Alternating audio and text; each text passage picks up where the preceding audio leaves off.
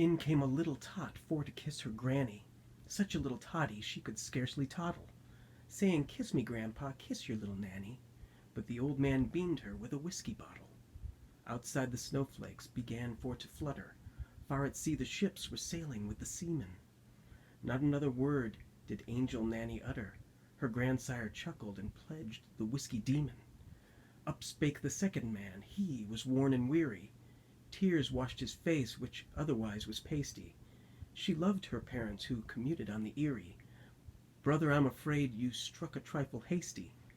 She came to see you, all her pretty duds on, bringing Christmas posies from her mother's garden, riding in the tunnel underneath the Hudson. Brother, was it rum caused your heart to harden? "What on earth is there funny in that?" said Miss Mifflin. "Poor little lamb, I think it was terrible." "There's more of it," cried Roger, and opened his mouth to continue. "No more, thank you," said Helen. "There ought to be a fine for using the meter of Love in the Valley that way. I'm going out to market, so if the bell rings, you'll have to answer it." Roger added the Archie scrapbook to Miss Titania's shelf, and went on browsing over the volumes he had collected. "The Mirror of Narcissus," he said to himself, "for even if she doesn't read the story, perhaps she'll read the preface, which not marble nor the monuments of princes would outlive. Dickens's Christmas stories to introduce her to Mrs. Lirriper, the queen of landladies. Publishers tell me that Norfolk Street, Strand, is best known for the famous literary agent that has his office there, but I wonder how many of them know that that was where Mrs. Lirriper had her immortal lodgings. The notebooks of Samuel Butler, just to give her a little intellectual jazz. The Wrong Box, because it's the best farce in the language. Travels with a Donkey, to show her what good writing is like. The Four Horsemen of the Apocalypse, to give her a sense of pity for human woes. Wait a minute, though. That's a pretty broad book for young ladies. I guess we'll put it aside and see what else there is. Some of Mr. Mosher's catalogs, fine. They'll show her the true spirit of what one book lover calls biblio-bliss. Walking stick papers, yes, there are still good essayists running around. A bound file of the Publisher's Weekly to give her a smack of trade matters. Joe's Boys, in case she needs a little relaxation. The Lays of Ancient Rome, and Austin Dobson to show her some good poetry. I wonder if they give them the Lays to read in school nowadays. I have a horrible fear they are brought up on the Battle of Salamis and the brutal redcoats of '76.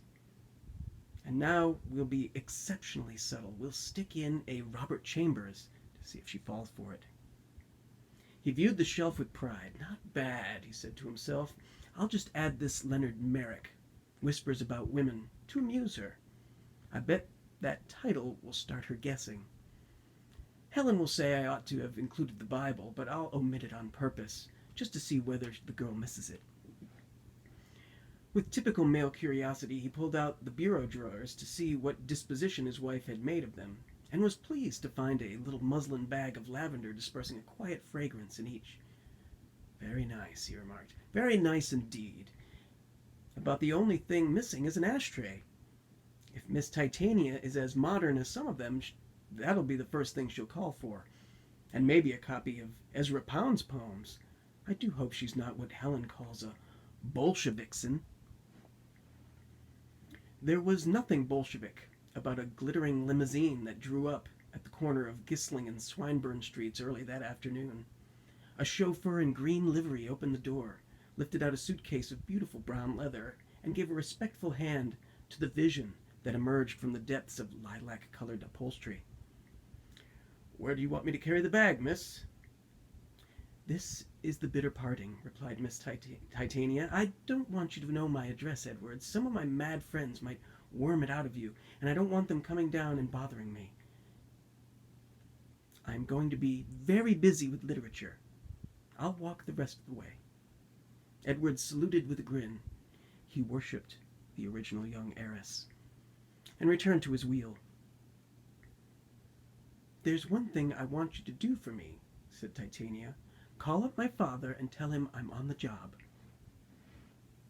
Yes, miss, said Edwards, who would have run the limousine into a government motor truck if she had ordered it. Miss Chapman's small gloved hand descended into an interesting purse that was cuffed to her wrist with a bright little chain. She drew out a nickel. It was characteristic of her that it was a very bright and engaging-looking nickel, and handed it gravely to her charioteer. Equally gravely he saluted, and the car, after moving through certain dignified arcs, swam swiftly away down Thackeray Boulevard. Titania, after making sure that Edwards was out of sight, turned up Gissling Street with a fluid pace and an observant eye. A small boy cried, "Carry your bag, lady?" And she was about to agree, but then remembered that she was now engaged at $10 a week, and waved him away. Our readers would feel a justifiable grudge if we did not attempt a description of the young lady, and we will employ the few blocks of her course along Gissing Street for this purpose. Walking behind her, the observer, by the time she had reached Clemens Place, would have seen that she was faultlessly tailored in genial tweeds, that her small brown boots were sheltered by spats of that pale tan complexion exhibited by Pullman porters on the Pennsylvania Railroad, that her person was both slender and vigorous, that her shoulders were carrying a sumptuous fur of the color described by the trade as nutria, or possibly opal smoke. The word chinchilla would have occurred irresistibly to this observer from behind. He might also, if he were the father of a family, have had a fleeting vision of many autographed stubs in a checkbook. The general impression that he would have retained had he turned aside at Clemens Place would be expensive, but worth the expense. It is more likely, however, that the student of phenomena would have continued along Gissing Street to the next corner, being that of Hazlitt Street. Taking advantage of opportunity, he would overtake